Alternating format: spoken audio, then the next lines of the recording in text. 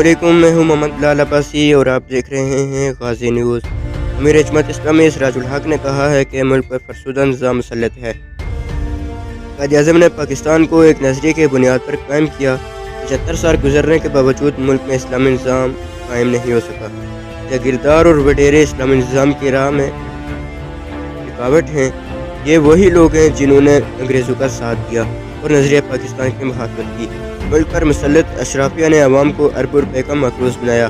بدقسمتی سے موجودہ سیاسی اور مذہبی لیڈروں نے بھی امت کو فرقوں میں تقسیم کر دیا۔ جماعت اسلامی یہی پیغام دیتی ہے کہ دین کو غالب کرو، فرقوں میں نہ پڑو۔ جماعت اسلامی کا مقابلہ کسی ایک فرد کے ساتھ نہیں بلکہ نظام سے ہے۔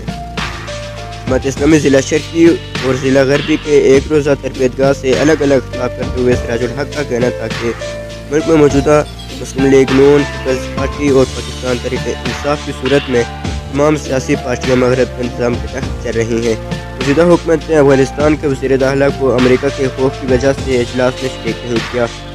انہوں نے OIC کا اجلاس تو بلایا لیکن امریکہ کی ناراضگی کی وجہ سے افغانستان کو قبول نہیں کیا۔ پاکستان اسلامی تحریک کا مرکز بنے گا۔ جماعت اسلامی کے ہر کارکن کی ذمہ داری ہے کہ زندگی میں انقلاب برپا کرنے کے لیے جدوجہد کریں۔